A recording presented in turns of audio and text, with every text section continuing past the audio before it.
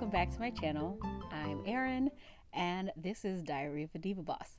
Today's subject is going to be a little bit different than my normal shenanigans and encouragements and planning and, general diva bossness, because today we're talking about road rage. And I haven't spoken about driving in a long time because, pandemic. I'm literally about to just rant about road rage. My son enjoys my road rage, like he thinks it's hilarious. Disclaimer, today's episode is probably relatable and probably gonna make me seem a little bit crazy. I just want you to know I'm actually crazy, but I'm usually better at hiding it. The reason I decided to talk about road rage is because I was driving home today and there was a wreck on a street that basically leads into my neighborhood. It wasn't a big deal, and it was so just a mild inconvenience. It was more of an inconvenience for the people who were in the wreck. When people are mildly inconvenienced, they end up being the biggest, I don't know how to bleep things out, so I'm just gonna either edit it out or just say it behind this fan. This fan. Wrong way. This fan. Mild inconvenience. Gotta go around. 4-lane road now has to go one way, but there's not a lot of traffic. It's the middle of the day on a Sunday. I'm like, oh, okay, we gotta go all the way to this lane. So I try to get over in this Jeep. You know how when they don't want you to get over, they're like, oh my God, it would inconvenience me exponentially if I let this itty bitty Toyota Corolla get in front of me. Like, we'll all miss the light. Heads will roll, meteors will hit the earth. Just let people over. The nice person behind me, lets me over. And I was like, okay, this is great. Okay. And because I was able to get over so easily because of this other person, I'm going to let everybody over who's trying to get in front of me. And it's immediately when I had that thought, some freaking pickup truck drives around the long line of people who are trying to merge peacefully besides the car that I mentioned and the other car that I'm about to mention. This guy goes around. I said, you know what? This is why I hate humans. I don't like them. I really don't like them. I give up on humans. I don't want to live here. I want to move to Mars. Obviously, that's not an option. So I'm just going to have to deal with what I have to deal with here and hope that everybody else is a decent human being. Anyway, so I get over.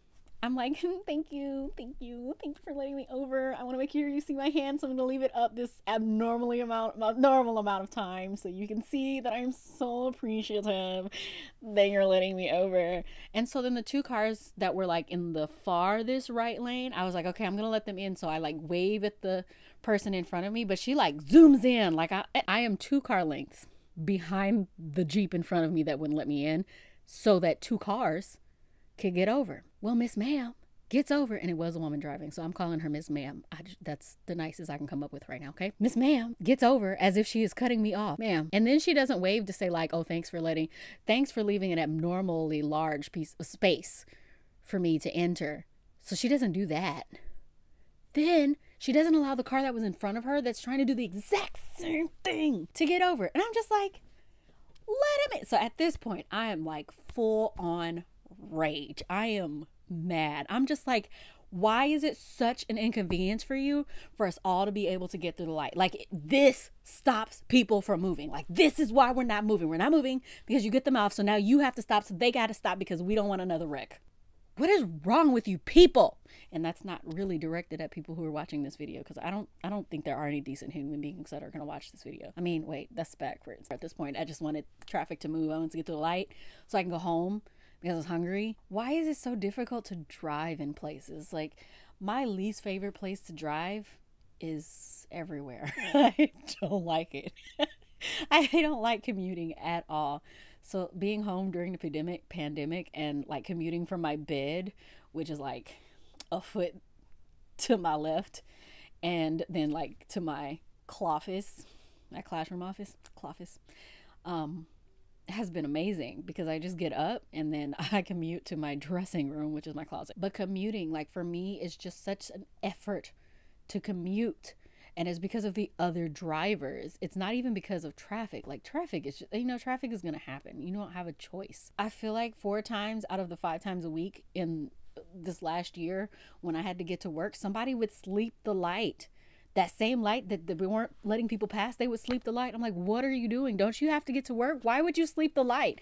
But the problem is, if they sleep the light, they get through the light, but they're the only ones get through the light. What are you doing? What are you doing? They would sleep the light. So then I had to say, okay, let me add 10 minutes to my time so I could possibly have somebody sleep the light. But then when I would add the 10 minutes, I would get caught by the train, or I'd end up racing the train. Some people are like underestimating. They're like, Erin, it's not a train that often. Yes, it is.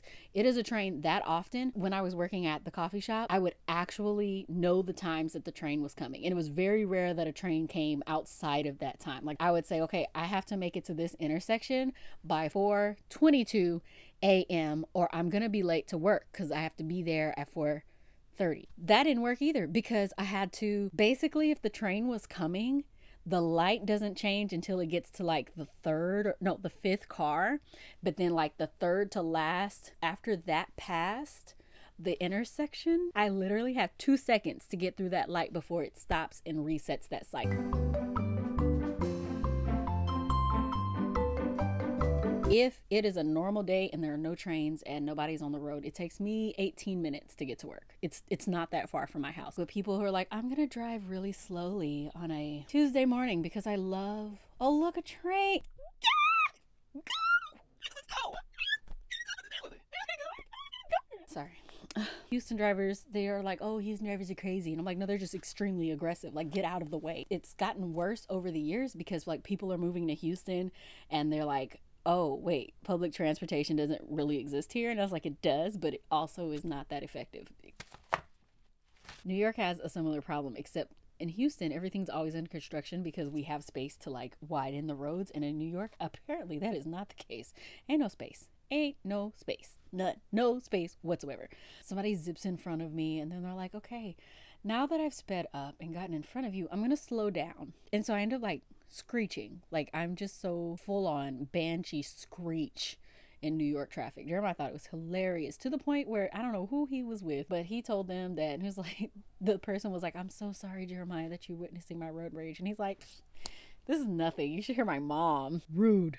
Taking it out of your allowance. God, in the Florida, some car was just mad that the RV was in the left lane passing an 18-wheeler, and he was just like taking his time past this little car behind it. It was like, I'm gonna try to get on the side. And I'm like, you're gonna try to like use your car to jump through the trees or something? There's no shoulder. It's just like, I don't know about you in this lane. And I'm like, because he's passing. Like, I'm over here having a conversation with the car. I just imagine that the driver is just unreasonable, trying to get around. And I'm like, well, you just gonna have to wait. The RV finally gets back over to the, like, in front of the 18-wheeler, and then the car decides he's gonna cut him off just because he's mad. I'm just like, oh. And at this time, my mom is driving, so I was just like, Mom, you need to slow down. And she was like, no, I'm slow. I'm like, no.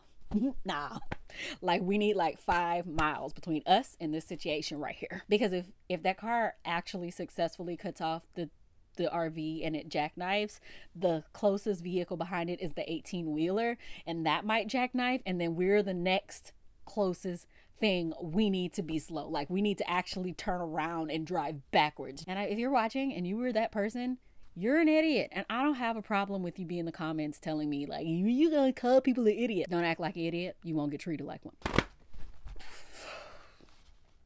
I'm trying not to use this. But really, all I just want to say is like, be a decent person. Being a decent person is just not just your actions in real life. It's what you do when there are seemingly no consequences. Like you can't just be a butt to everyone because you're not going to feel any consequences. That's not a decent person. You are a fake person if that's what you're doing. That's what a fake person does.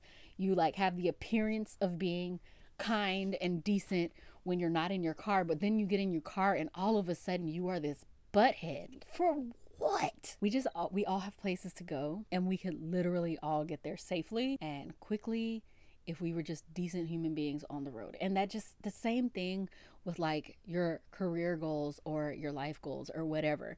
If you have to step on somebody to get there, or if you have to cut somebody off to get there, if you have to lie, cheat, and steal to get there, that stuff comes back to you. And it doesn't have to come back to you immediately. But like there's consequences for our actions. And I'm not even saying like be a decent human being so you don't have any consequences. I'm saying be a decent human being. Those of you who are out there, decent human beings, like you're not alone. Like don't give up on being decent because everybody else sucks. Like don't do that. Be a decent human being. It's really not that hard. You know, it's a conscious decision that you make every day to just be decent. Grr. Anyway, thank you for joining me and letting me rant today. I really appreciate it. You know, if you just want to rant in the comments about your road rage experiences, I'm all for that. I will read that, release that. Like, keeping that inside is not healthy. See you next time. Bye.